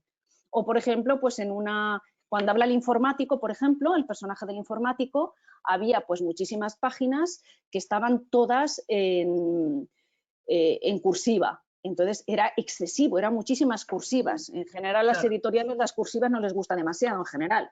Entonces, pues les señalé las páginas que había, se las marqué en amarillo y les dije qué páginas ocurría esto, para que cuando vayan a tomar decisiones vayan directamente de la 400 a la 405 y decidan qué hacer. Y al final incluyo la bibliografía y los recursos que he utilizado, que son distintos. A ver, hay unos generales, pero después hay otros que son distintos según la traducción, lógicamente. Y bueno, eso es más o menos un poco cómo trabajo y cómo enfrentarme a los libros y en especial a este libro, que es un libro muy maravilloso, porque a mí me parece un libro maravilloso, me parece un libro precioso, pero es un libro muy complejo. Sí, es muy complejo. Desde el punto de vista de una corrección, no te digo ya de la traducción, es un libro complejo. Sí. Para más de 11 días. Fíjate qué lujo contar con una corrección así. Luego, cuando te llegan las galeradas, con poco tiempo también, al traductor nos devuelven esas correcciones y tenemos que ver, bueno, pues que se ha tocado dar el visto bueno a las correcciones, a las sugerencias. Pues fíjate qué lujo contar con ese informe de corrección, con esas notas y con la sabiduría de María Eugenia, te quiero decir. Es que la tranquilidad que te da cuando dices, venga, pues claro, todo, si es que está todo bien. Pues es una satisfacción enorme, claro. Imagínate. Sí. No, la ventaja que comentabas, que preguntabas tú, Paula, todos, absolutamente todos, tenemos nuestras manías, tenemos nuestros latiguillos y nuestras manías. Entonces, cuando corriges por más de una vez al mismo traductor, ya sabes qué manías tiene. Entonces, es muy gracioso porque yo conservo los informes de corrección que hago a cada traductor y entonces me cojo el último y el 80% lo aprovecho. Porque el 80% seguimos cometiendo los mismos errores o tenemos las mismas manías o los mismos latiguillos, pero siempre hay un 20% que veo que el traductor ha asimilado esos cambios, se ha dado cuenta que a lo mejor no estaban bien, hacía algo incorrecto, los ha asimilado y ya lo hace bien. Entonces me da una alegría cuando veo, digo, uy, qué bien, ya no pone la coma después de entonces. Entonces eso es una satisfacción también, ver que el traductor se queda contento con la corrección. Sí, que la aprovecha, ¿no? Más allá de un encargo en concreto, de una traducción concreta, que incorpora esas correcciones a su práctica. Ver, yo nunca, a mí no me gusta sentar cátedra, es decir, yo respeto mucho al traductor, no sé si también porque soy traductora, pero yo respeto mucho el trabajo del traductor, muchísimo. Entonces, claro, si pone una coma entre el sujeto y el verbo, una coma asesina, evidentemente no le pongo en un informe que le he quitado la coma asesina, eso está claro. Pero sí que todas las cosas que creo que pueden mejorar, eso lo pongo en sugerencias, y las cosas que cambio, porque a lo mejor esa persona las repite constantemente y es porque no sabe que a lo mejor es erróneo, eso lo pongo y pongo el enlace a la norma. Entonces, es decir, a mí me da igual si después lo incorpora o no, es decir, no me ofendo.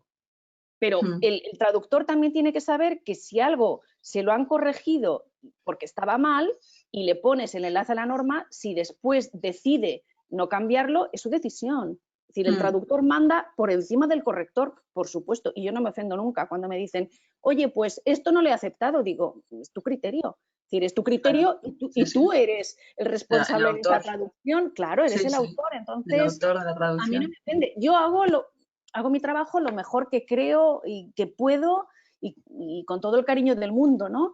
Pero claro, no quiere decir que, cuidado, que yo también aprendo muchísimo. Yo cuanto más corrijo a grandes traductores como Teresa y muchos otros, porque en España además hay traductores maravillosos, yo he aprendido mucho. Y yo misma voy mejorando como traductora y como correctora. Porque si yo veo algo que creo que está bien y veo que un traductor de la talla, en este caso de Teresa, porque está ahí, veo que un traductor de la talla de Teresa lo hace constantemente, a mí me hace dudar. Porque pienso que entonces a lo mejor la que estoy equivocada soy yo. Y entonces, si me hace dudar, ¿qué hago? Me voy otra vez a la norma, vuelvo a consultar todo lo que tengo que consultar y cuando no lo sé, pues pregunto a quien tengo que preguntar para asegurarme de si soy yo la que estoy equivocada o es el traductor. Y muchas veces me da cuenta que he sido yo la que estaba equivocada. Entonces, claro, aprendes muchísimo corrigiendo a buenos traductores. Vamos, es una joya. También aprenderás también sobre traducción, ¿no? O sea, soluciones que puedas encontrarte, que como tienes que cotejar muchas veces, además, ¿no? Claro, claro. Yo siempre lo he dicho, a ver, yo no tengo la talla traductoril que tiene Teresa, pero sí que yo también noto con los años que he ido evolucionando como traductora y creo que las cosas que he ido mejorando como traductora han sido gracias a mis correcciones de grandes traductores. Entonces, eso es un regalo. No puede ser de otra manera, es un regalo. Claro. Y tú, Teresa, ¿qué cosas, en todos estos años de traducir y de que te corrijan las traducciones, qué cosas has ido aprendiendo? No sé si se te ocurre algo. ¿Qué cosas has aprendido con las traducciones? Ahora mismo no te sé decir así algo concreto. Yo aprendo de cada traducción y aprendo de cada corrección normalmente. Siempre hay cosas que aprendo y siempre hay cosas que se pueden mejorar. Y al final yo creo que María Eugenia y yo, pues lo que queremos es que salga bien el libro. Entonces, nuestros egos yo creo que no existen aquí. Aquí es que el libro salga lo mejor posible y no hemos tenido ningún conflicto en ningún momento. Al revés, o sea, nos adoramos, yo creo, porque es que es maravilloso trabajar con ella. Entonces, pues, no sé, yo creo que hay que tener muy en cuenta que el libro es lo importante y bueno, y ya está. Y es verdad que se aprende mucho. Cuando estás rodeado de gente que sabe hacer cosas y que sabe de su trabajo, ya sean compañeros traductores o ya sea, en el caso de María Eugenia, pues tu correctora o incluso tu editor o tu editora, pues siempre aprendes continuamente en cada libro, en cada trabajo y en cada cosa que tienes que hacer. Eso es lo bueno de este trabajo también, que estás continuamente aprendiendo cosas y descubriendo cosas. Nunca lo sabes todo. Y siempre tienes que estar dudando y siempre tienes que estar buscando y siempre tienes que estar consultando. Todo eso es bonito. Sí. No, precioso, vamos, me parece una suerte inmensa. María Eugenia, voy a aprovechar que te tenemos aquí para hacerte un par de preguntillas más generales sobre corrección. Como tú has corregido libros tanto de autores hispanos como traducciones y traducciones de distintos idiomas, ¿las abordas de manera distinta? ¿Vas anticipando o buscando ciertas cosas en función de si es un libro escrito en castellano originalmente o no? Mira, sí que es cierto que hay cosas que en inglés se tienden a hacer, por ejemplo, ahora está muy de moda de en 3 días, ¿no? En lugar de dentro de 3 días o al cabo de 3 días. Es decir, esto es un anglicismo que se ha incorporado muchísimo y que me lo encuentro cada vez más en las traducciones que corrijo. En el caso del francés, pues es muy fácil, sobre todo si el traductor es catalán, introducir un que galicado. Es facilísimo. Se meten.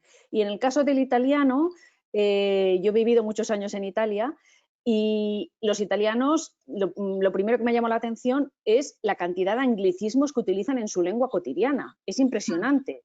Es decir, ahí no tienen garaje, van al box.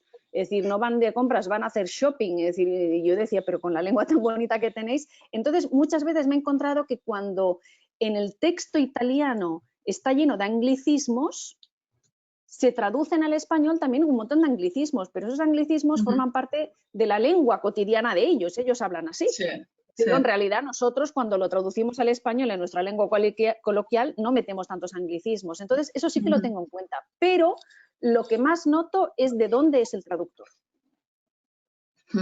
Eso lo noto mucho más, porque a veces me he encontrado, sobre todo, además he corregido a bastantes traductores andaluces y a veces me he encontrado expresiones que yo no conozco.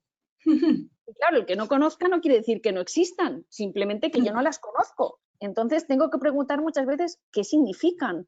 Incluso Sí. recuerdo que en el último libro que te he corregido, me parece, Teresa, salió una, no recuerdo cuál, y me dijo, sí, es que claro, esto aquí en Andalucía se dice, yo no lo conozco. Entonces, yo le sugiero, si esto significa, quizá podrías poner algo que a lo mejor sea más habitual y cualquier lector pueda entenderlo, porque todas las cosas que son tan localismos a veces dices, Claro. bueno, seguro que un andaluz lo entenderá, que no quiere decir que el hecho de que yo no lo entienda no lo vaya a entender ni Dios, no lo entiendo yo, a lo mejor soy la única que no lo entiende, pero sí que esas cosas que me chocan y me llaman la atención, pues a veces procuro sugerir algo que sea más, quizá más común, ¿no? Y que deje de ser un localismo tan acentuado. Sí, No recuerdo sí. qué frase era, pero sí me lo puso en la corrección. No recuerdo qué rabia, porque fue muy gracioso además. Era una palabra Sí. que yo decía, pero si eso lo utilizo yo. Era muy coloquial, una palabra muy coloquial, no recuerdo Sí. cuál. Yo tampoco no me acuerdo, pero... Bueno, y antes hemos comentado el caso de Carril, ¿no? Sí. Sí, ¿Si queréis explicarlo? sí. Sí, Empieza explícalo, Teresa. Eugenia. Bueno, nada, eso es muy Bueno, gracioso. eso. Eso es muy gracioso porque en el último libro que le he corregido a Teresa, me encontré, además era muy gracioso, ¿no? Porque había una, digamos, la escena, pasaba un señor que iba con el coche en una carretera asfaltada y se cambiaba de carril. De repente deja la carretera principal y se mete por el medio del bosque, campo a través. Y entonces ella dice que sigue por el carril. Entonces a mí eso me llamó mucho la atención. Y yo dije, te sugiero sendero o camino de tierra. Digo, pero en medio del bosque el carril, como que no. Y entonces cuando estaba revisando las notas y la corrección que hice en El clamor de los bosques, me he dado cuenta que ya puso carril en otro sitio, que había un sendero también entre árboles. O sea, carril es el latiguillo de Teresa. Total. Para mí siempre, hasta que he conocido a María Eugenia, un carril, aparte del carril de la carretera, que sí, pues se cambia uno de carril, es un carril de tierra, un carrilillo, el carril de cabras, no sé, un carril de tierra, pero de toda la vida. Y entonces ya cuando me lo dijo Eugenia, digo, pues no, pues, y ya estuve buscándolo y realmente, pues sí, tiene razón ella, pero yo lo llevo diciendo toda mi vida así. Y para mí lo más natural era pues que dejara la carretera y se metiera por el carril de tierra. Sí, Y ya ella me dijo, no, a ver, un carril de tierra, pues no sé. Y ahí corriendo con el carril. Pero sí, bueno, sí, hay cosas. A mí una vez me pasó que no fue con María Eugenia ni fue con ninguna traducción de ADN, fue para otra editorial. La persona que lo corrigió, yo había puesto cerrar con llave y la persona que lo corrigió me puso candar, candó la puerta. Cantar. Claro, candar es un localismo, por lo visto, además, muy de la zona de Salamanca y no sé si de León también, Yo creo que de León también. que me Suena. parece una palabra preciosa además, porque claro, candar, necesitamos el verbo candar en Lo realidad, necesitamos, sí. lo necesitamos, pero la realidad es que a mí me chocó muchísimo, digo, candar, digo, fíjate, y claro, no, pues es un regionalismo pues de esa zona. Pero sí, hay veces que utilizamos palabras que para nosotros, pues desde que hemos nacido, son habituales y forman parte de nuestro léxico más natural. Y sin embargo, pues no. Y para mí, pues es el carril pues, de toda la vida. Algún otro carril te corregiré, seguro. Seguramente. No, porque yo voy a estar muy pendiente yo de los carriles. No me vas a pillar ni uno más. En mi lista de palabras, yo tengo una lista al final de cada traducción. Yo siempre, por ejemplo, una de mis palabras infiernos son cuando, porque yo, la mitad de los cuandos míos son cunado. Y el detector de Word no me lo detecta. Y ejército, que normalmente no le pongo la tilde y es ejército. Entonces yo tengo una lista de palabras que siempre reviso al terminar la traducción, los cunados, los ejércitos y a partir de ahora los carriles también. En honor a María Eugenia. Carril. Una anécdota. Sí.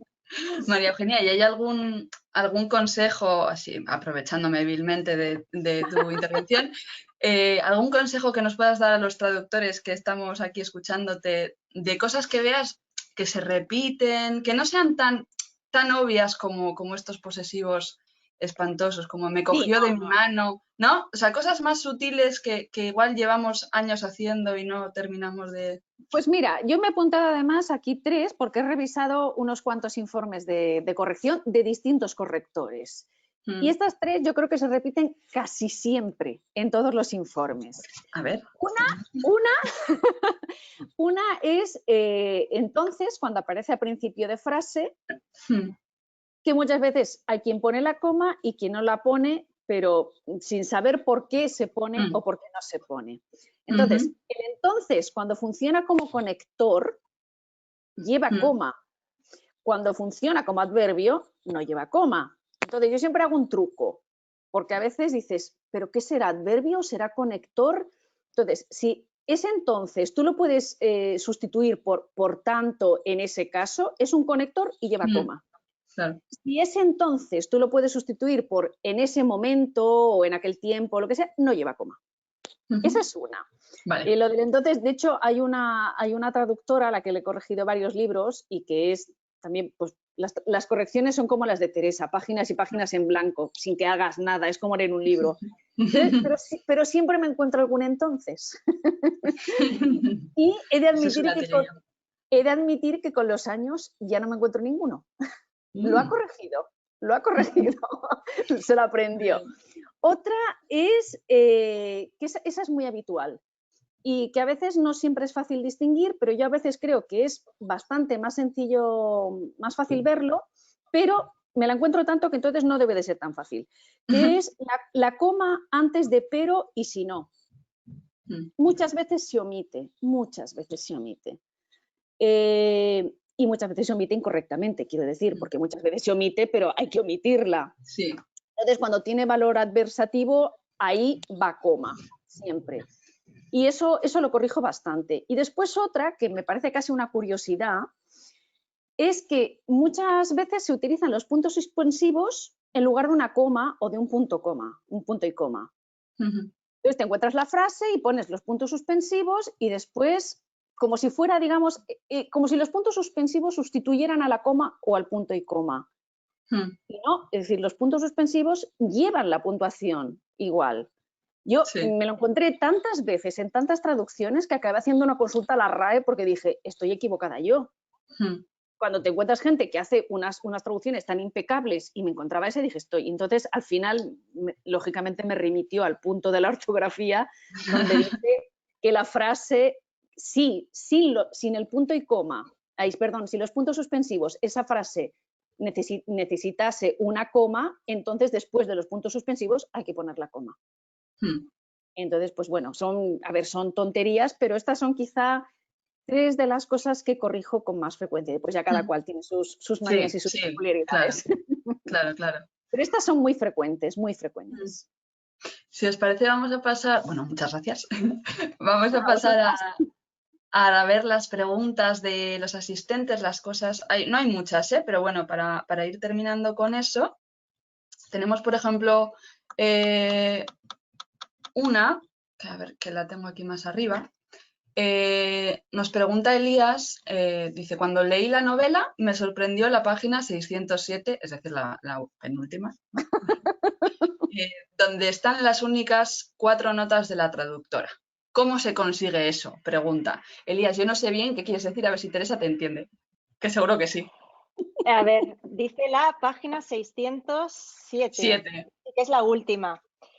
Bueno, sí, yo al final del libro puse unas notas de la traductora, efectivamente, donde puse, bueno, pues que la traducción de los fragmentos de Macbeth corresponden a Agustín García Calvo, que la traducción del inicio de las Metamorfosis de Ovidio es de Antonio Ruiz de Elvira. Bueno, hice referencia a los traductores de las citas que yo había empleado a lo largo del libro, porque no eran traducciones mías, eran de otras personas y creo que había que nombrarlos. Aparece pues de Thoreau, Musquetaquid de Miguel Ros, y el título original del libro, Deberían tener estatus los árboles, que es de un libro del que habla a lo largo del libro Richard Powers. en realidad ese libro no tiene traducción, existe en inglés, pero no está traducido al castellano. Entonces, bueno, yo lo puse una traducción inventada por mí, deberían tener estatus los árboles, porque realmente el libro, bueno, pues forma parte un poco de la historia y no tenía mucho sentido dejarlo en inglés. Entonces, por si alguien quería acercarse a ese libro después, ya que existe, pues puse el título en inglés y el nombre del autor. Bueno, pues estas notas de la traductora yo simplemente lo puse en la traducción. No me planteé no ponerlo porque creo que cuando empleas las palabras de otros traductores es de recibo citarlos. Como no quería ponerlo a pie de página porque no en ningún momento no hay notas a pie de página en este libro y no iba a romper un poco la lectura y no tenía mucho sentido, pues lo puse todo al final. Y la verdad que no, bueno, nadie me dijo nada. Eso salió así tal como yo lo puse y ya está. De hecho, luego es algo que he hecho más veces después. Creo que esta fue la primera ocasión en que lo hice, pero lo he hecho más veces, poner todos los nombres de los traductores al final, de los traductores a los que he recurrido pues para distintas citas o para distintas cosas. En vez de ponerlo a pie de página, otras veces lo había puesto a pie de página. Vale, ¿tenemos alguna otra pregunta? Pilar, a ver, que se me mueve.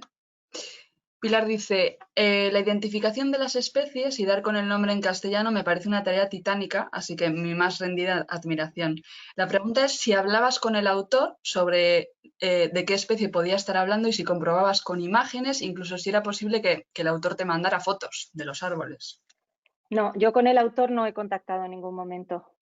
Alguna vez lo he hecho en otros libros, pero tampoco he tenido una necesidad imperiosa de recurrir al autor en ningún caso. Algunos árboles me costaba más trabajo encontrarlos, otros me costaba menos. Las fotos, por supuesto, he estado viendo fotos de árboles durante los 4 meses, estuve viendo fotos de árboles continuamente. Además, claro, buscaba el árbol en español y que la imagen fuera igual que la imagen del árbol en inglés, a ver si en el proceso había bailado algo y estábamos hablando de otro árbol. Y bueno, sí, pero en ningún caso me vi tan desesperada como para tener que recurrir al autor para algo así o pedir una foto. Al final, a ver, tenemos mucha suerte porque en Internet pues prácticamente lo podemos encontrar todo con paciencia y con tiempo y con mucho cuidado, porque muchas veces hay que tener mucha precaución, pero bueno. Pues sí. Una pregunta que nos han hecho, me acabo de acordar con anterioridad, o sea, con antelación, perdón, sobre el título. En inglés es The Overstory. ¿Cómo se decidió el título? ¿Fue idea tuya? ¿Fue de la editorial? ¿Qué quiere decir literalmente el título en inglés?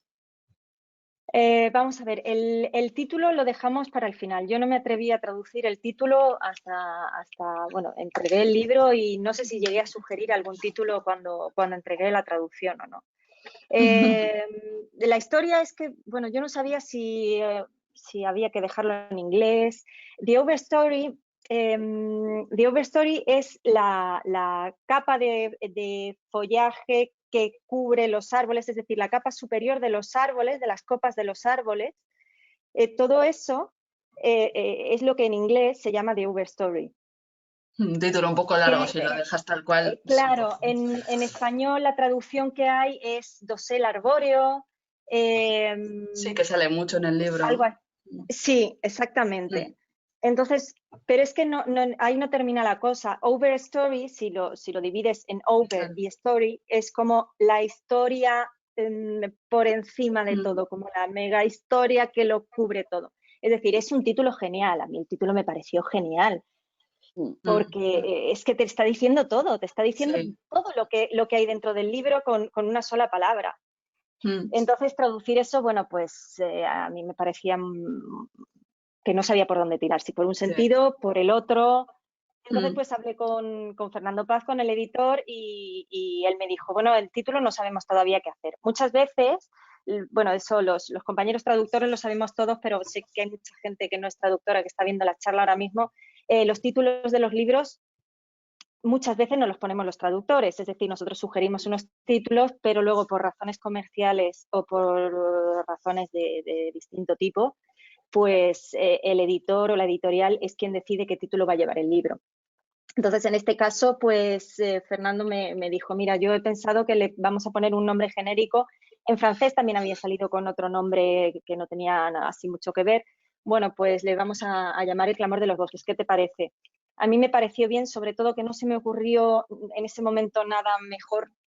Realmente creo que el título no está a la altura del título original, porque el título original es que me parece grandioso.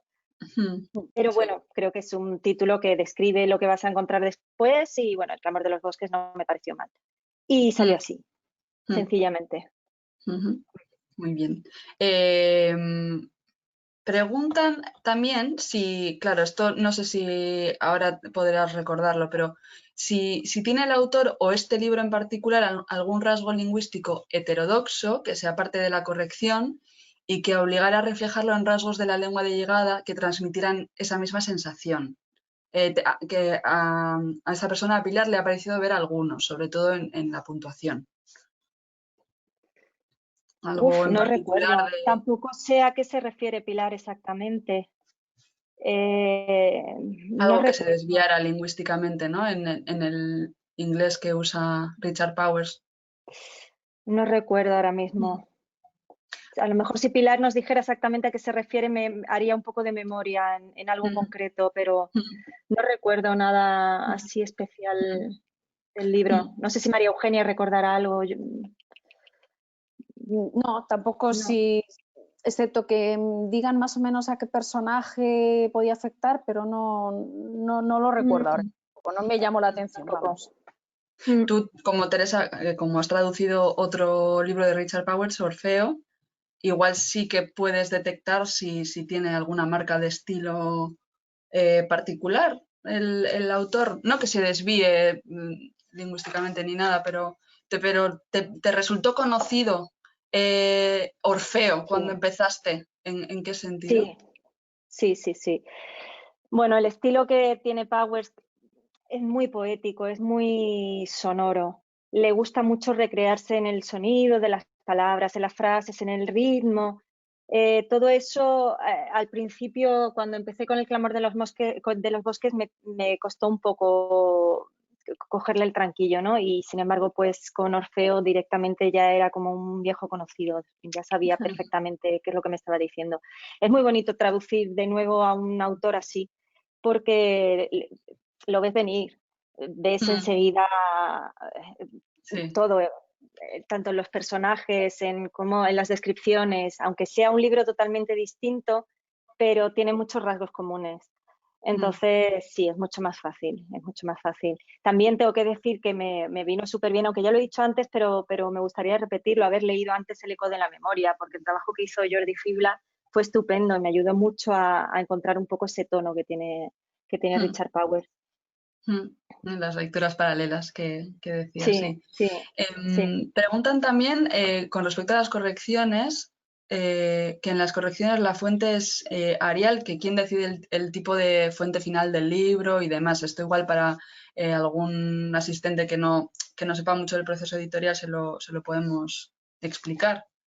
Bueno, todo el tema de maquetación y de las fuentes que se utilizan después y todo ese, vamos, yo ahí no tengo ya absolutamente ni voz, ni voto, ni idea de quién lo decide. Imagino que son los maquetadores, los editores y la línea editorial que sigan, es decir, todos los libros pues llevarán una tipografía y un estilo parecido.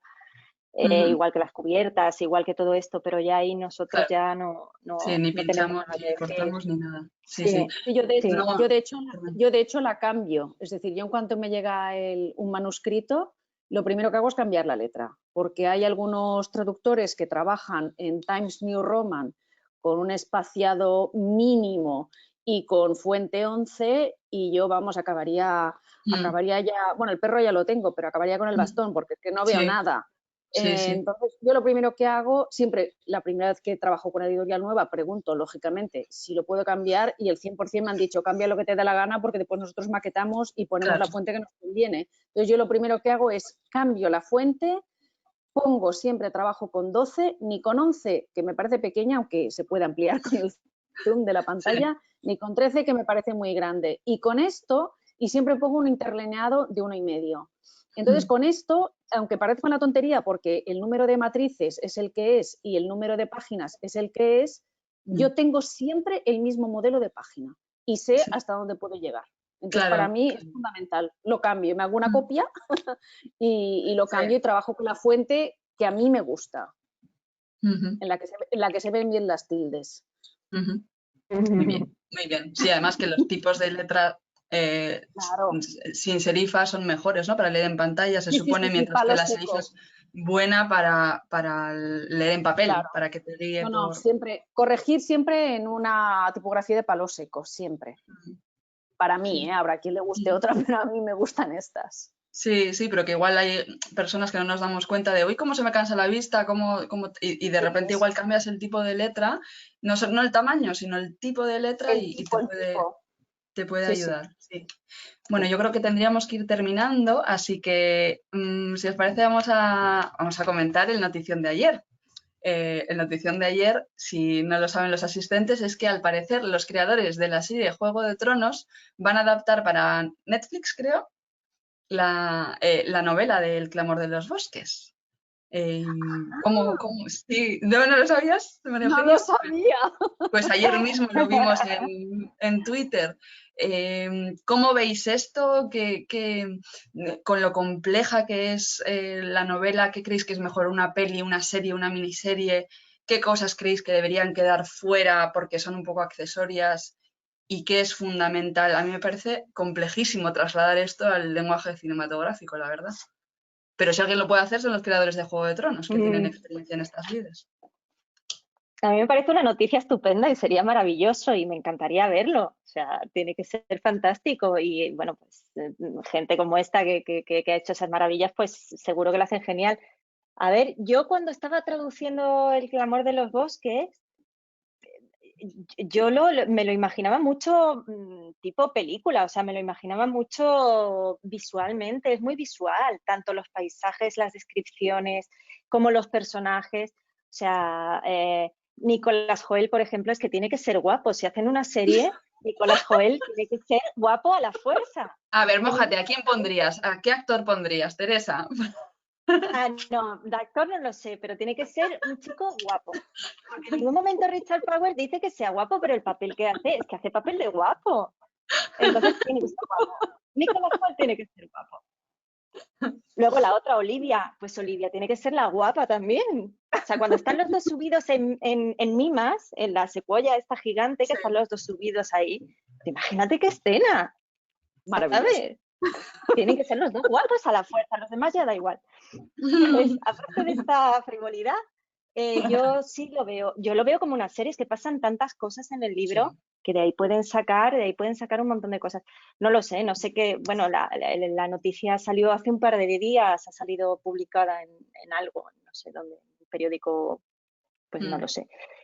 Entonces supongo que estará todo muy en el aire y todavía no habrá nada seguro ni nada, pero bueno, si ya cuando el río suena agua lleva, pues igual sí, algo saldrá, o una miniserie, una peli o una serie completa. Desde luego yo creo que material tienen para hacer ahí lo que quieran. Material tienen de sobra. Sí. Sí. ¿Tú cómo lo ves, María Eugenia? ¿Verías la serie? Por curiosidad, sí. Y eso que yo soy de las que prefiero leer un libro que ver la tele, pero en fin, la vería, por supuesto que la vería. Sí que es cierto que y eso que ya te digo, que una corrección no es lo mismo porque el tipo de lectura es diferente que cuando te metes tanto en una traducción. Pero sí que es cierto que Richard Powers es muy visual, es decir, tú vas leyendo el libro corrigiendo o traduciendo y automáticamente te vas imaginando y vas viendo los personajes porque sus descripciones son realmente exhaustivas. Y a mí me parece un reto tremendo porque lo más difícil va a ser plasmar esa poesía que tiene su lenguaje. Eso va a ser lo más difícil, pienso yo. Pero en cualquier caso, yo creo que tienen para varias series de varios años, ¿no? Es muy largo el libro. Sí, es larguísimo. Sí, para mí desde luego lo más difícil es lo que decías tú, ¿no? Generar esa atmósfera, porque lo que hace no es solo describir, sino que genera una atmósfera es abrumadora, es embriagadora. Las descripciones que hace, sientes que eres parte de los árboles Exacto.